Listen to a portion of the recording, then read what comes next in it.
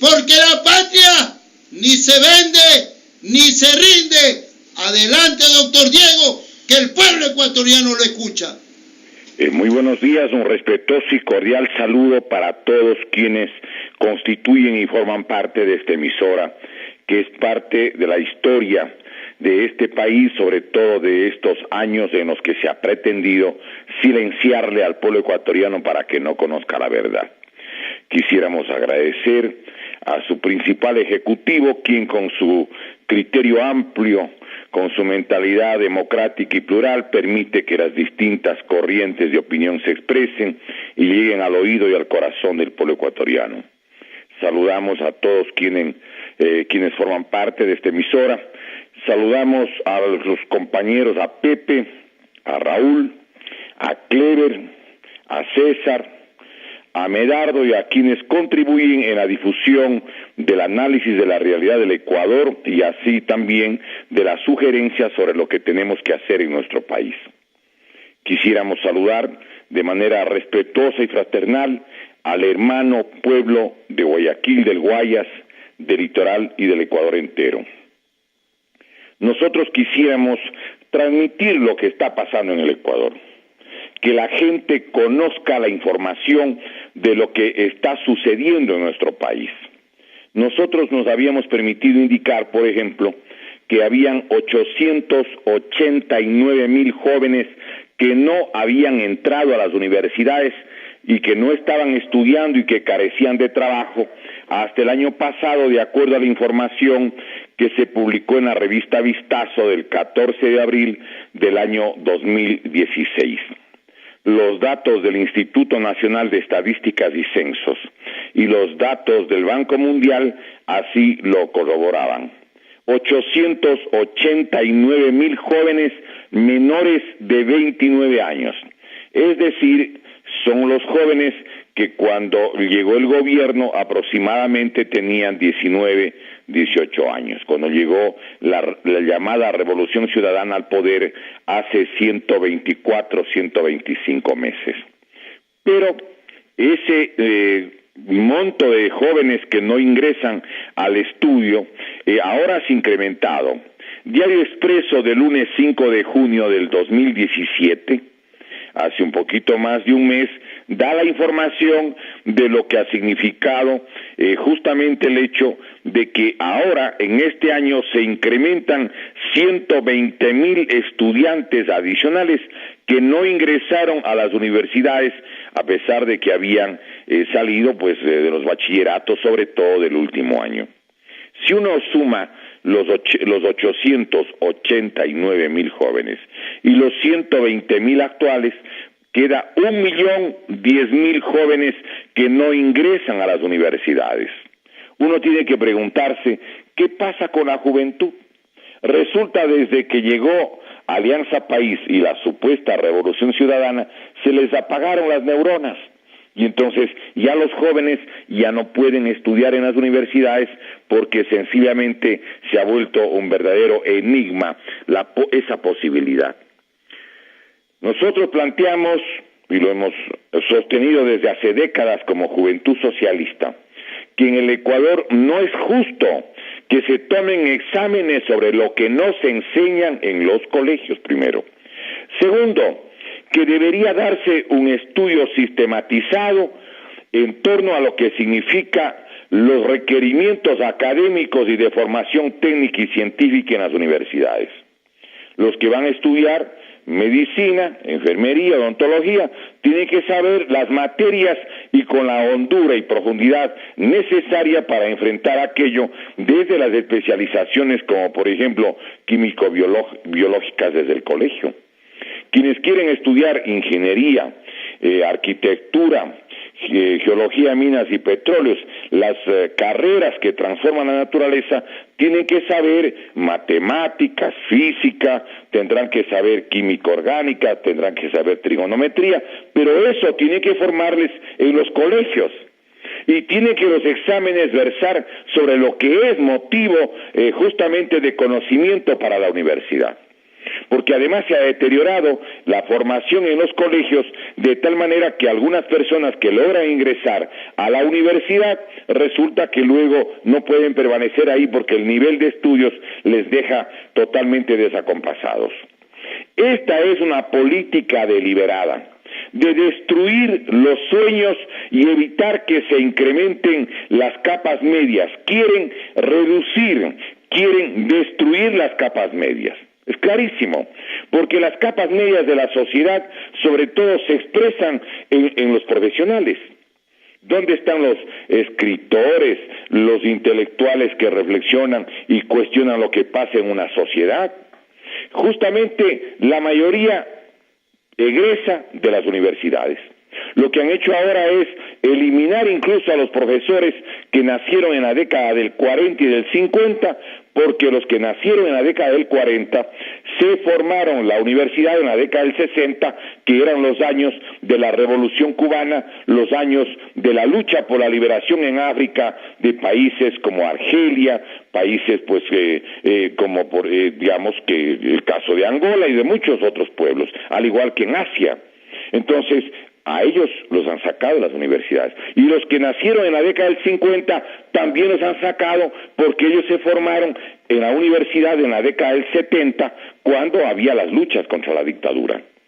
Entonces, todos aquellos que tienen una mentalidad cuestionadora, que no se dejan domesticar y que no eran partidarios de domesticar a los estudiantes, todos esos están fuera.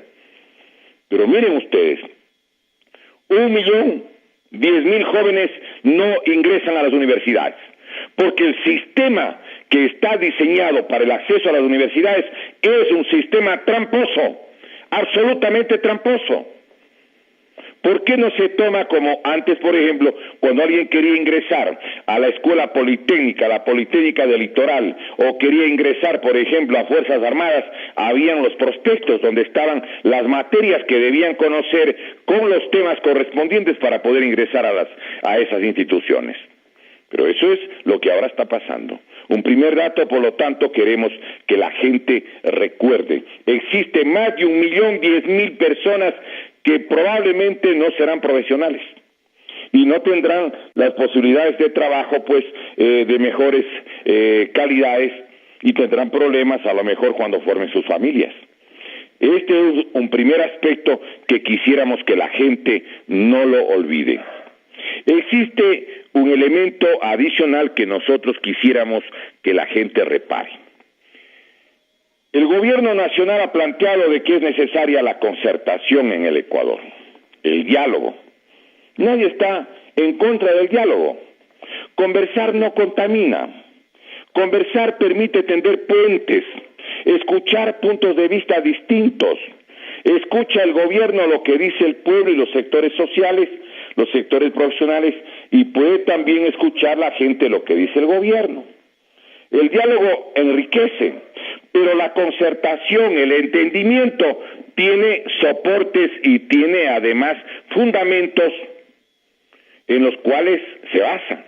Por ejemplo, ¿cómo puede haber una concertación en un país si no hay la reparación de los daños que se han hecho en la última década, en los 124 meses de gobierno del fascismo del siglo XXI? ¿Cómo es posible de que existan personas que están presas?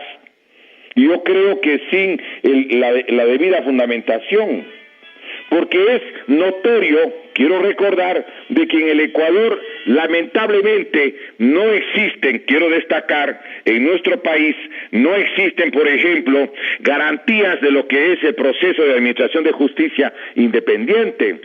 El artículo 10 de la Declaración Universal de los Derechos Humanos establece que tienen que haber jueces independientes. Pero en este país, por ejemplo, se ha perseguido a todos los legisladores, los poquitos que hacían fiscalización al gobierno del economista Rafael Correa. El drama de la familia del escritor, del periodista Fernando Villavicencio Valencia, es algo que realmente indigna la conciencia nacional. ¿Cómo es posible que las personas que arriesgando, denunciando, investigando, quieren ayudarle al país, demostrando los robos, los perjuicios, los atracos a la República tengan que huir porque las propias autoridades los persiguen. Un año Fernando Villavicencio y Clever Jiménez y Carlos Figueroa por el oriente ecuatoriano huyendo que no los capture. Un gobierno que en vez de agradecer a los que fiscalizan, persigue, acosa, pretende encarcelar a los ciudadanos que tienen méritos cívicos. Y hay un caso que no podemos nosotros dejar de señalar. Debe revisarse el juicio al señor Galo Lara. Al señor Galo Lara le juzgó un tribunal que no era independiente, era dependiente del gobierno nacional, primera cosa. Segundo, a este señor le encarcelan porque dice que le dio dinero a la señora Carolina Llanos, a la que le involucran en un delito que habría que ver cuáles son sus responsabilidades. Pero lo que no le dicen al país es que la señora Llanos ha tenido 2 hijos con el señor Galo Lara. Y por lo tanto es evidente que le podía y le debía ayudar económicamente, porque de acuerdo al artículo 66, numeral 29 de la Constitución, si tienen hijos o cargas familiares y no atenderlas es el único motivo de la prisión por deudas en el Ecuador. ¿Cómo es posible? Además, existen los testimonios en los medios de comunicación de personas que fueron golpeadas, torturadas, y a las que se les ofreció como alternativa darles $20,000 si es que involucraban a Galo Lara. Y un hecho adicional, el abogado Guillermo Cochés, que era el representante de Panamá ante la OEA y que es abogado en Panamá, él le siguió un juicio al expresidente de Panamá, Ricardo Martinelli, acusándolo de que recibió $6,5 millones a cambio de anular el asilo que le había dado al señor Galo Lara. Eso tiene que averiguarse. Esto no es posible de que la gente mire a otro lado. Hay que ser justos. La concertación y los entendimientos, pero en base a la reparación, en base a la justicia. Sin justicia, lo que existe es impunidad. Aquí en este país ha desaparecido gran parte de la riqueza nacional de los últimos años. Nadie ha fiscalizado, nadie ha permitido que haya control político. Y no solo a los exlegisladores, a los periodistas, a los medios de comunicación. Recordemos cómo se pretendió cobrarle $80 millones al diario El Universo. Y dieron la sentencia con una memory flash, con la famosa Chucky 7, recuerden que tenía como 152 páginas que supuestamente había redactado el juez y ordenaron el pago de $40 millones y una orden de prisión a un columnista de un periódico con 3 años de prisión. Recordemos cómo a 2 periodistas que escribieron el libro El Gran Hermano, cuyo aludido, el ingeniero Fabricio Correa, dijo que era una buena investigación, sin embargo, les enjuiciaron pidiendo $2 millones, $2 millones al periodista Juan Carlos Calderón y a Cristian Zurita. Recordemos cómo igualmente le sancionan a la familia de Fernando Villavicencio, que es una familia pobre. Le exigen y le sacan $47,000. ¿Por qué? ¿De qué acuerdo, de qué concertación puede haber si no hay una reparación adecuada, si no hay justicia? Nos parece algo verdaderamente indispensable y previo como norma básica del convivir entre seres humanos. Nadie está en contra de las concertaciones, de los acuerdos, de los entendimientos. ¿Por qué? Si tenemos el común anhelo todos de sacarle a nuestra patria para adelante. Pero tiene que haber la reparación ante las injusticias y tiene que haber una justicia independiente. No puede seguir existiendo lo que hasta este momento estamos viendo aquí en nuestra patria. Y queremos de paso referirnos en tercer lugar a un elemento que nos parece fundamental. En la República del Perú, al igual que pasa en otros países, quiero recordar que estos días acaban de ordenar la prisión y le han encarcelado a Ollanta Humala, el expresidente del Perú. Aparte de que está con orden de captura Alejandro Toledo, expresidente del Perú, y Alan García. Y también está presa Nadine Heredia, la esposa del señor Ollanta Humala.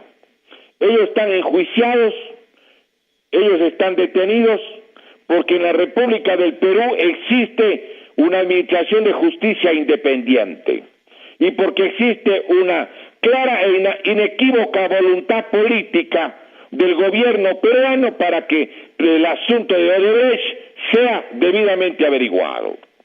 En forma totalmente distinta, diferente a lo que pasa en la República del Ecuador. Esto es algo verdaderamente lamentable, un proceder histórico terrible. Salta a la vista que la conducta rampante de quienes como dueños de la justicia, asaltada luego de un proceso electoral turbio y hasta fraudulento el 7 de mayo del 2011, se protegen, ¿sí?, a los grandes sospechosos, un proceder descarado, desafiante, repulsivo y vergonzoso, sin precedentes en la vida nacional desde la fundación de la República en 1830. Nos preguntamos nosotros, como ciudadanos, ¿cómo le llamamos al actual sistema económico del Ecuador? ¿Es una mafiocracia? ¿Es una cleptocracia? ¿O es una conjunción indisoluble de estas dos características?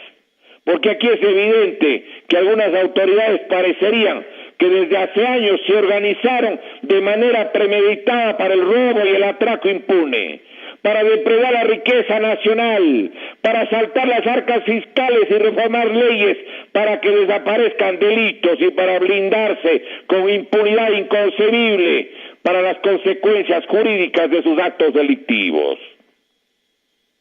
El Ecuador es el único país que contrató un estudio jurídico en Brasil para obtener la información inmediata de los principales implicados del caso Odebrecht. Viajó con todo el estrépito y la algarabía una delegación oficial del más alto nivel a esa nación para contratar el estudio jurídico Tocini Freire. Pero resulta que el Ecuador, en los hechos, para vergüenza de las autoridades de la época, es el único país que no tiene ninguna información.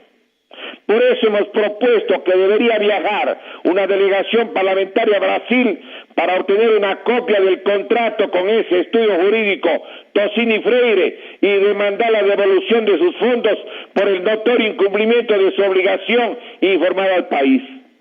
Salvo que el verdadero objeto del referido contrato hubiese sido exactamente al revés.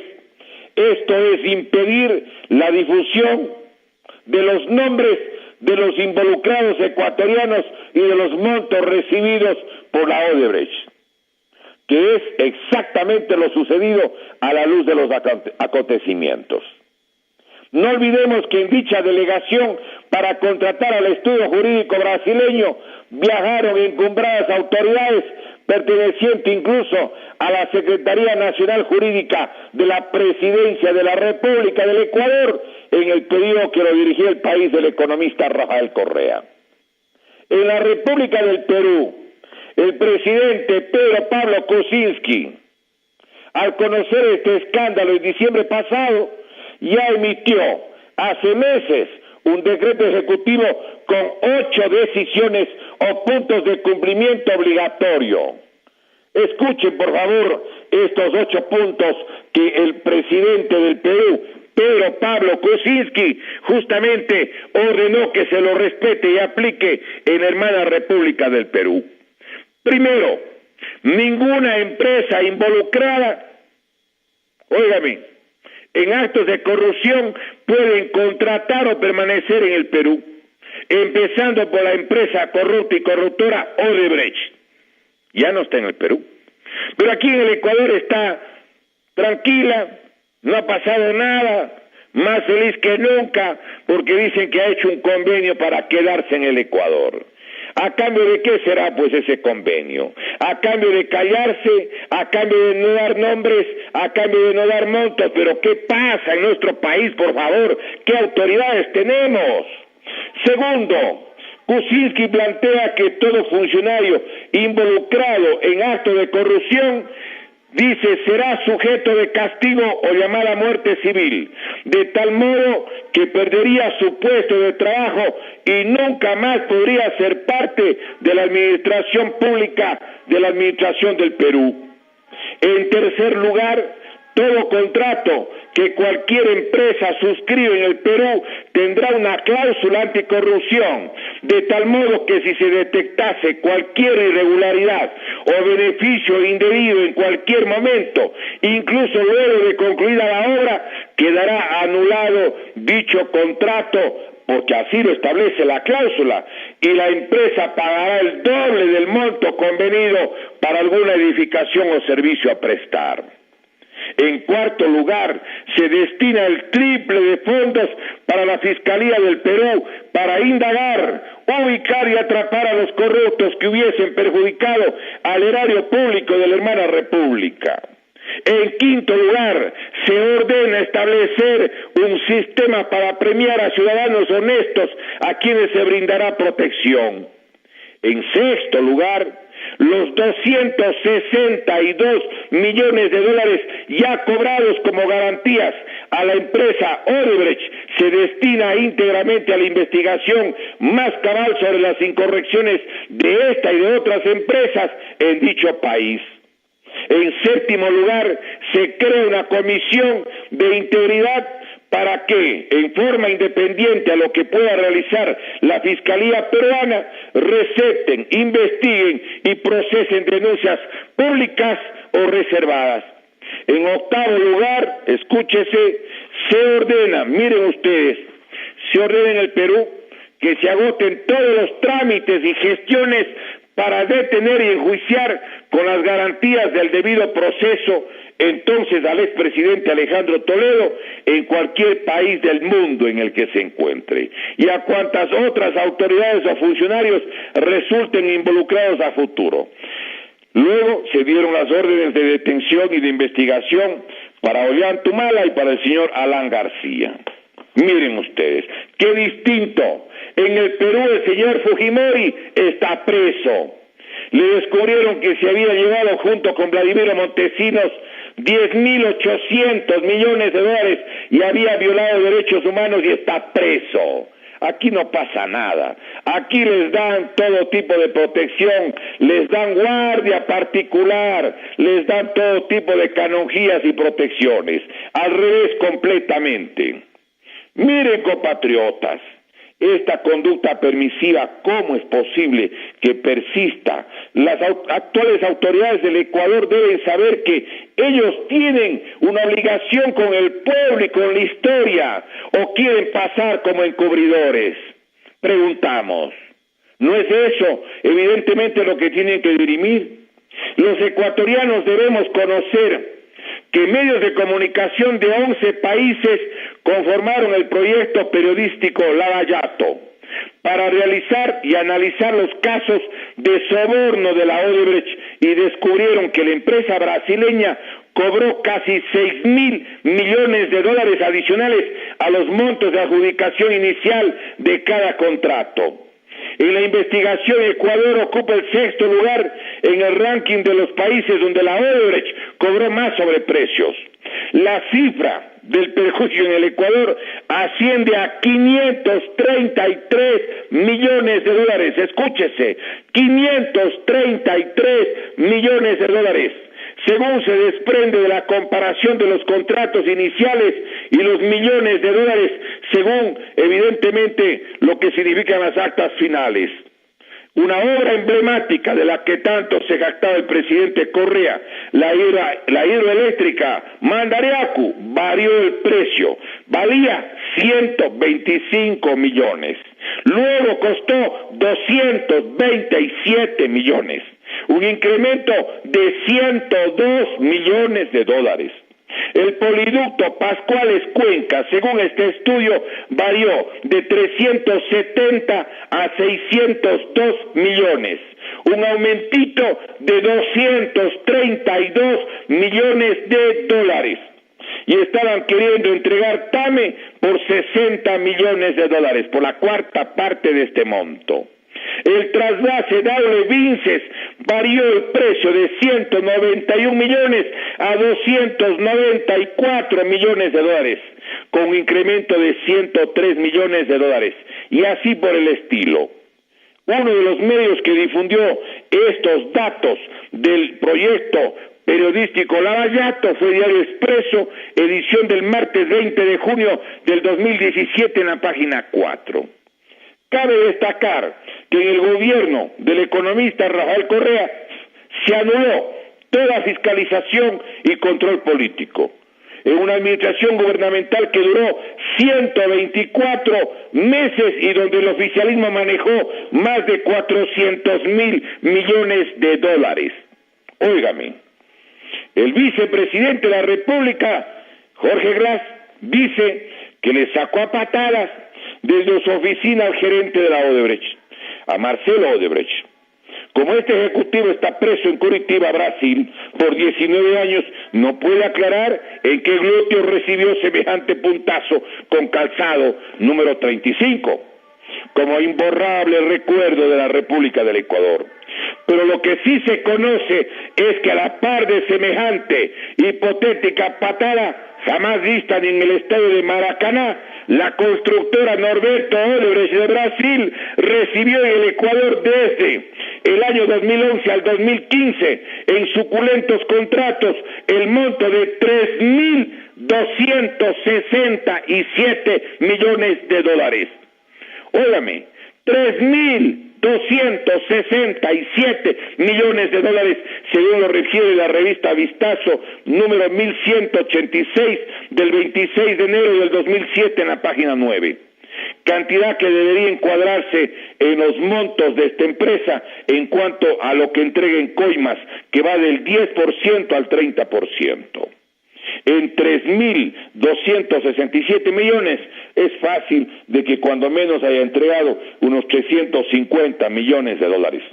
Pero hay otro hecho que también nos quieren a nosotros marear y que no debemos nosotros pues sencillamente caer en el juego de quienes quieren olvidarse que el pueblo ecuatoriano exige la devolución de la plata. Exige que el dinero del pueblo tiene que regresar a la República, que si hay una crisis no piensen poner más impuestos, no piensen gravar más la vida de la gente. Hay la plata que se han robado, devuelvan el dinero que se llevaron. El gobierno tiene que impulsar aquello, el nuevo gobierno si quiere evidentemente cumplir sus tareas históricas. Como antes lo hemos detectado, los ejecutivos de la Odebrecht hablaban siempre en forma directa o con intermediarios de altísimo nivel con los dueños del circo, con los presidentes y muy difícilmente con los malabaristas, con los payasos o con los domadores de fieras. No, ello explica que estén involucrados Alejandro Toledo, Ollanta, Alan García del Perú, Juan Manuel Santos de Colombia, Ricardo Martinelli de Panamá, Luis Ignacio da Silva o Lula, Dilma Rousseff o Michel Temer de Brasil, o el presidente Medina de la República Dominicana. Al revés del Ecuador, esos mandatarios no controlaban, no eran los dueños y señores de toda la administración de justicia, porque aquí en el Ecuador se llevaron con ese procedimiento absolutamente turbio de la consulta del 7 de mayo del 2011, inconstitucional desde toda perspectiva, y se llevaron a la Administración de Justicia, y con el Consejo de la Judicatura, y con la Comisión, justamente el Consejo de Participación Ciudadana y Control Social, se llevaron las Fiscalías Generales, la Contraloría, y todas las otras instituciones que deberían ejercitar fiscalización y control político. Además, yo creo que deberíamos nosotros, como pueblo ecuatoriano, a través de los asambleístas de oposición, ellos deben ir a Brasil, deben ir a Estados Unidos para demandar información sobre las autoridades ecuatorianas involucradas en la corrupción de la firma Norberto Odebrecht. Y deberían ir resueltos a impulsar una huelga de hambre si es indispensable hasta que las autoridades de Brasil y Estados Unidos dejen de proteger a los corrompidos y ladrones de la República del Ecuador. Incluso podrían hacerlo en la sede de las Naciones Unidas. ¿Se imaginan lo que sería que un grupo de legisladores de América Latina hagan una huelga de hambre en lo que significa el local de las Naciones Unidas porque están protegiendo a todos los pícaros? Imagínense, sería un escándalo mundial y una lección moral contra la mafiocracia y la cleptocracia. Claro que había un riesgo. Ese riesgo es que esas autoridades pudiesen indicar que esa información, como es muy probable, ya tiene hace tiempo las autoridades de la República del Ecuador, que las autoridades judiciales e investigativas de nuestro país a lo mejor ya recibieron esos datos. Entonces habría que exigir que entregue una copia certificada porque se habrían entregado las pruebas documentales de esos ilícitos a los mismos responsables de dichas acciones delictivas y dueños y señores de la investigación judicial en el Ecuador. Finalmente, no podemos dejar de anotar que resulta paradójico, incomprensible y poco serio que el gobierno del licenciado Lenín Moreno, que ofreció aplicar una cirugía mayor contra la corrupción, lo pretenda hacer con un bisturí formado exclusivamente por correístas. Que eso entraña formar una entidad anticorrupción con fervorosos y apasionados servidores del régimen de Rafael Correa, que precisamente debería ser investigado por gente honorable e independiente porque eso nunca lo permitió. ¿Qué pasaría si es que Pinochet formara una comisión, o los partidarios de Pinochet, una comisión de ministros y de diputados de Pinochet para que juzgue a Pinochet? No, señores, este proceder equivale a amarrar a un Doberman con longanizas.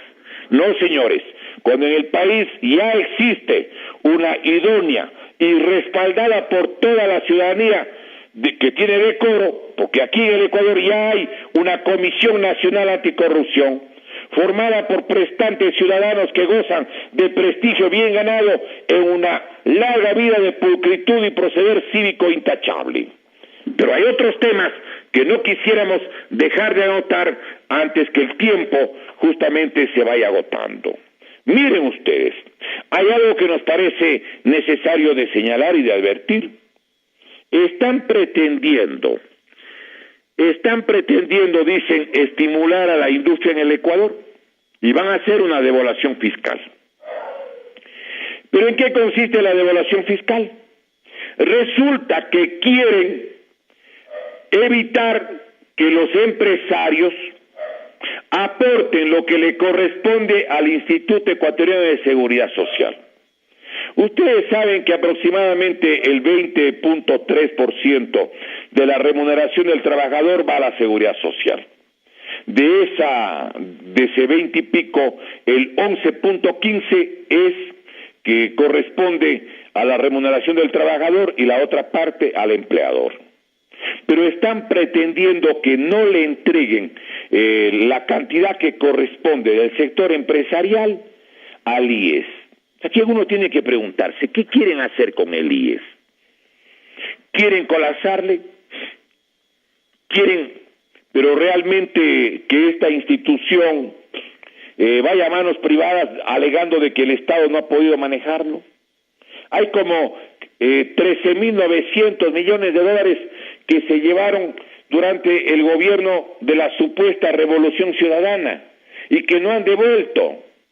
Si el gobierno va a permitir o va a impulsar, como dice el señor ministro de Finanzas, Carlos de la Torre, y esa información está publicada en Diario El Comercio del viernes 14 de julio del 2017 en la página 5, Diario El Comercio, uno tiene que preocuparse. ¿Qué quieren hacer con los jubilados? ¿Qué? ¿Quieren evitar darle los aportes?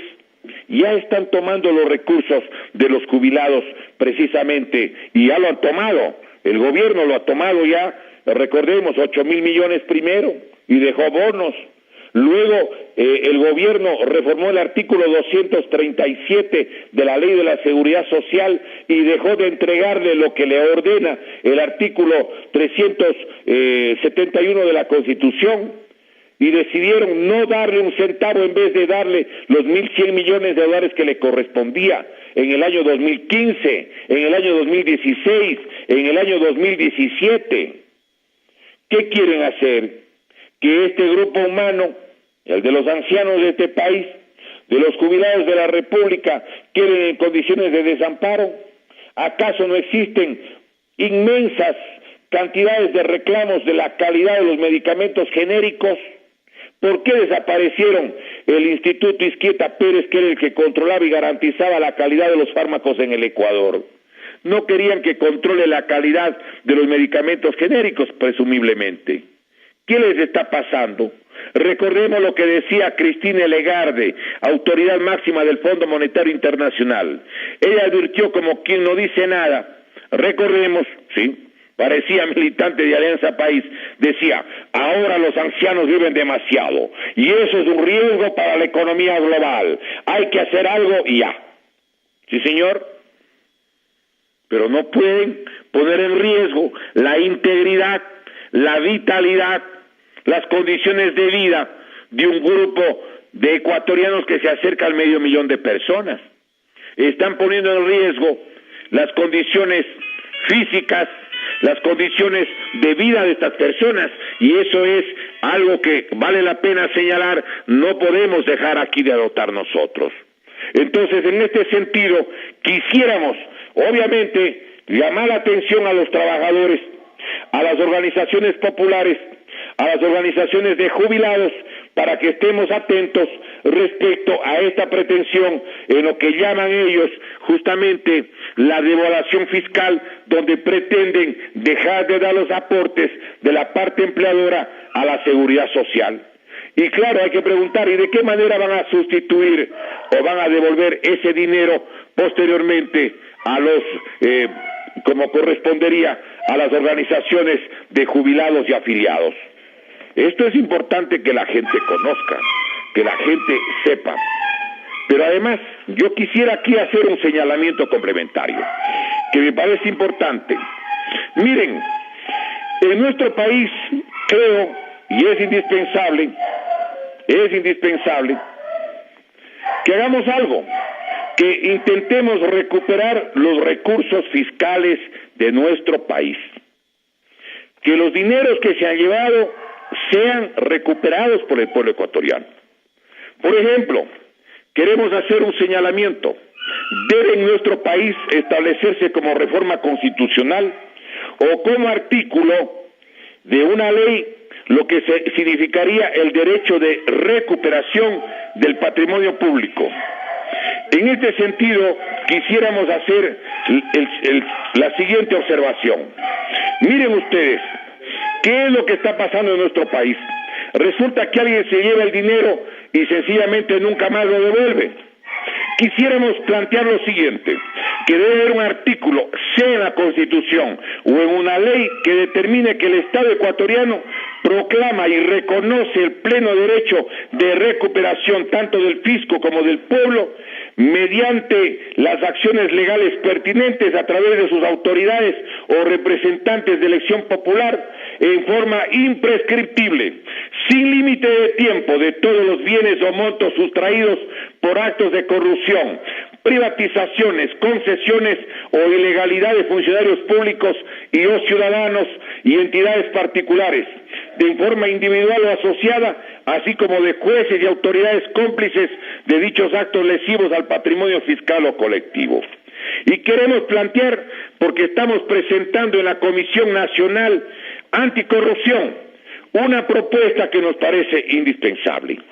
Yo creo que habría que dar una recompensa a los ciudadanos que nos ayuden a recuperar el patrimonio público que ha desaparecido en los últimos años. ¿De qué manera?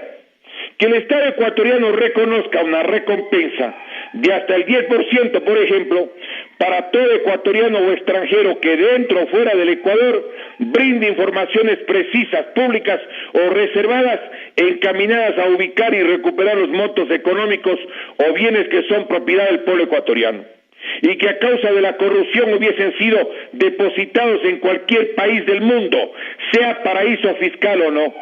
Este monto de recompensa estará exonerado de todo impuesto y será depositado en el sitio que el colaborador para esta recuperación del patrimonio público lo determine. ¿Por qué planteamos esto? Lo planteamos porque no puede ser que se lleven el dinero del pueblo ecuatoriano, y le invitamos a que todos los empleados públicos, los que han sido funcionarios, saquen copia de los papeles que pueden demostrar y pueden determinar que justamente alguien se llevó dinero del pueblo ecuatoriano. Pero esta es una posibilidad. Existen otras posibilidades que creemos que deberían igualmente proponerse y plantearse. ¿Cuáles son? Las siguientes, por ejemplo, que exista la expresa autorización para la creación de comisiones universitarias anticorrupción, en la que el Estado ecuatoriano pueda reconocer hasta el 10% para toda universidad pública o privada que sin límite de tiempo ayuda a recuperar los bienes patrimoniales del pueblo ecuatoriano que hubiesen sido usurpados a causa de la corrupción, para cuyo efecto quedarían autorizadas cada una de ellas para la conformación, ¿sí?, de departamento anticorrupción con los profesionales de todas las especializaciones. En este sentido, vale la pena señalar que justamente estamos queriendo hacer una propuesta que recupere los recursos y en la que podrían contribuir y colaborar. ¿Quiénes? Podrían contribuir y colaborar justamente las universidades. ¿Por qué las universidades no pueden contribuir para ayudar a recuperar lo que se han llevado del pueblo ecuatoriano? Creemos que además de eso es necesario buscar otras posibilidades que nos ayuden a recuperar lo que se ha llevado y le pertenece al pueblo ecuatoriano. Por ejemplo, planteamos que cualquier estudio jurídico del mundo, del Ecuador, del exterior, de cualquier parte, de Asia, de África, de cualquier parte, que el Estado ecuatoriano le reconozca igualmente hasta un 10% para cualquier estudio jurídico del mundo, sea ecuatoriano o no, y disponga o no de domicilio en el país, de todos los montos que puedan ser recaudados en cualquier sitio del planeta, sea paraíso fiscal o no, de considerarlo el encargado de ubicar y recaudar los recursos y bienes patrimoniales, se guardará la más absoluta reserva por parte del país. Este monto estará exonerado de todo impuesto y será depositado en el sitio que el estudio jurídico colaborador con los intereses del país así lo determine para la recuperación del patrimonio público. No podemos dejar que nos roben y no intentar recuperar los fondos que evidentemente son del pueblo ecuatoriano. Pero también, ¿qué es lo que planteamos? Planteamos en forma complementaria que pueden recibir un porcentaje los gobernantes de otro país, los ministros, las autoridades, los funcionarios, los ciudadanos de cualquier parte del mundo. ¿Para qué cosa? Porque ellos, por ejemplo, un funcionario público, un banquero, sea de Suiza, sea de Holanda, sea de Bélgica, sea de Qatar, sea de China, sea de Rusia, sea de Bielorrusia, sea de Irán, de cualquier parte del mundo, pues ellos que brinden informaciones públicas o reservadas encaminadas a ubicar y recuperar los montos económicos o bienes que son propiedad del pueblo ecuatoriano y que a causa de la corrupción hubiesen sido depositados en cualquier país del mundo o sitio del planeta, sea paraíso fiscal o no.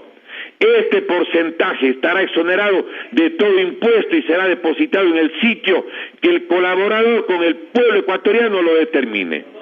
De considerar necesario, el Estado ecuatoriano brindará domicilio y seguridades pertinentes a cualquier beneficiario de dicha recompensa que hubiese permitido recuperar parte de su patrimonio social y nacional.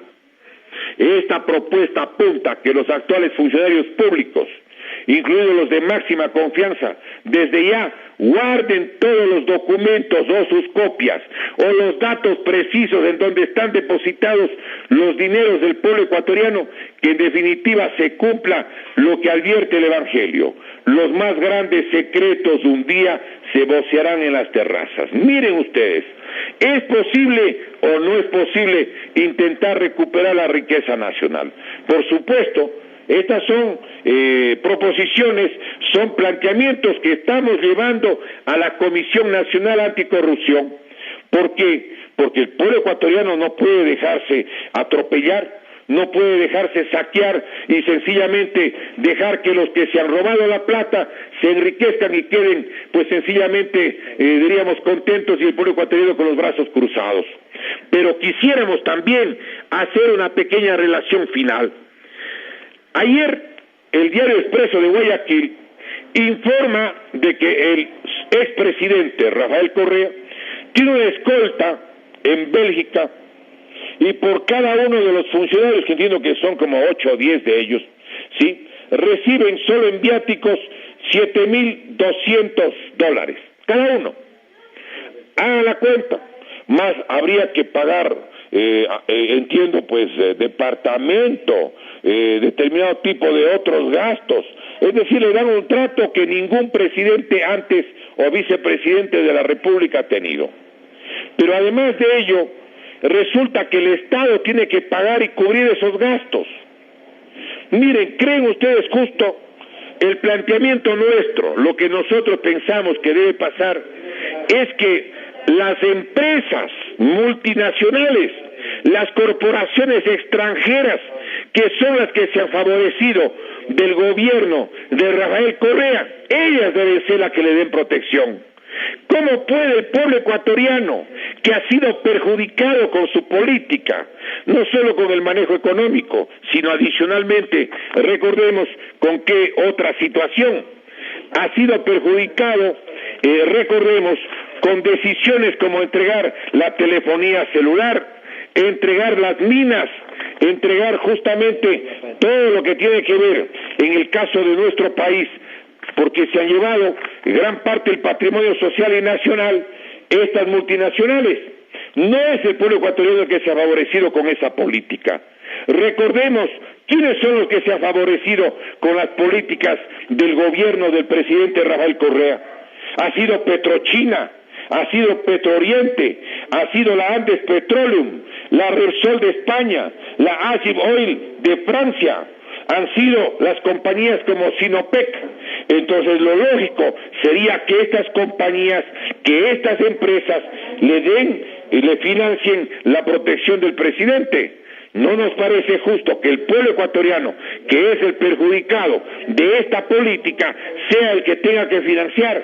Los que se favorecieron del gobierno de Correa son los que deben financiar su protección, pues lo lógico. Por ejemplo, las compañías que han recibido las minas de oro, las minas de plata, las minas de cobre, como la Lundin, que se lleva Fruta del Norte y va a recibir $10,700 millones de ganancia. La mina Pananza San Carlos de Morona Santiago va a la compañía Tonlin Ferros y a la Yunefiel, y ellos van a manejar 14,000 millones de libras. Recordemos igualmente que la mina Mirador de Zamora Chinchipe, donde hay 6,700 millones de libras de cobre, 3.2 millones de onzas de oro y 35 millones de onzas de plata, y que reciben esa concesión de manos del presidente Correa, es obvio que esas compañías deben ser las que le financien lo que tiene que ver con su seguridad, sus guardaespaldas. Resulta que al pueblo le quitan las minas de oro, las minas de plata, las minas de cobre, le quitan el petróleo, le quitan la telefonía celular, y encima el pueblo, que es el perjudicado, tiene que financiar pagando la seguridad de un presidente que además se decía el más amado, el más querido, el más aclamado, el más añorado, el más venerado, etcétera, etcétera. Adicionalmente, ¿quiénes podrían también contribuir con la seguridad del economista Correa? Las empresas multinacionales que han recibido las concesiones como Puerto Bolívar. la empresa turca, la Yiltor Holding, de Turquía, de la familia Yildirim, pues, esa debería ser la que también ayude a que le paguen la seguridad del presidente Correa. Tiene 50 años Puerto Bolívar. Resulta que le quitan al pueblo, dan a las compañías extranjeras y encima el Ecuador es el que tiene que pagar lo que tiene que ver con la seguridad del presidente. Algo absolutamente injusto. ¿Quiénes son los que van a manejar el puerto de Pozorja hasta el año 2067?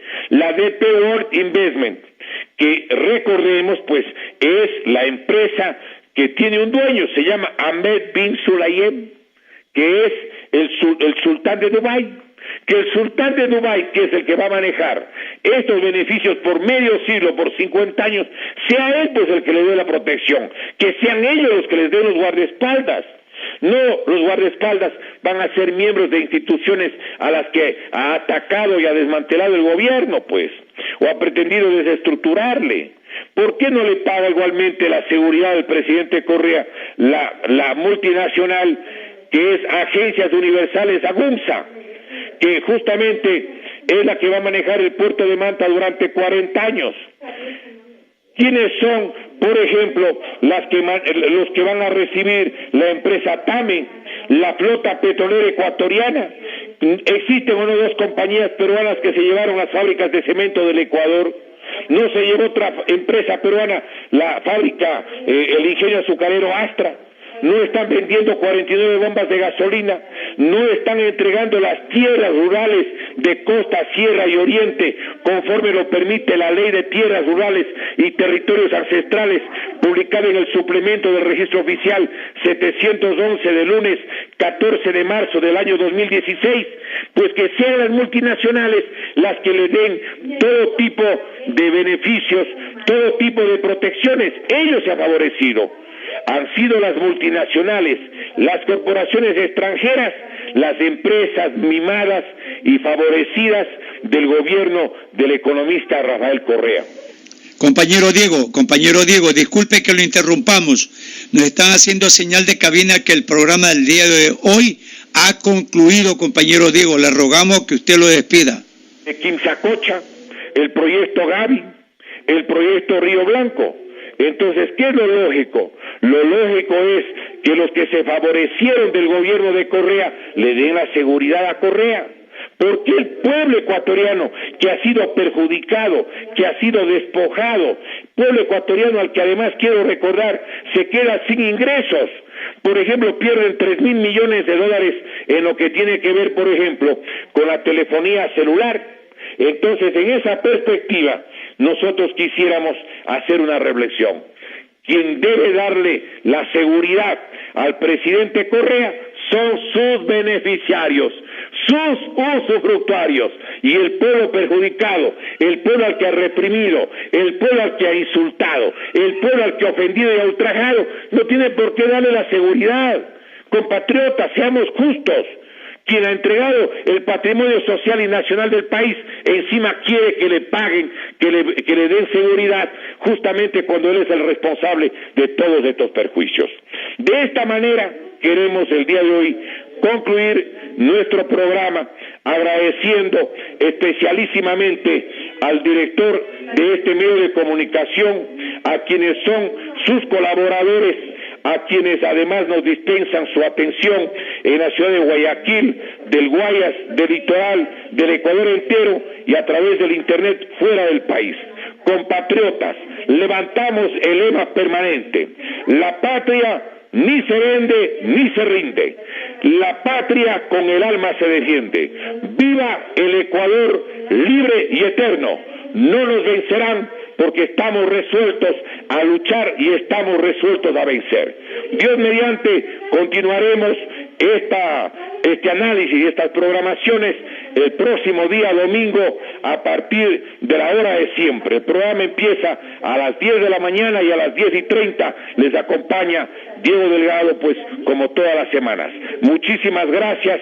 Dios mediante, seguiremos en el análisis de la realidad de nuestro querido Ecuador el próximo día domingo. Muy buenos días, muy agradecido y muy reconocido con todos quienes nos han dispensado su sintonía y su acompañamiento. Muchas gracias.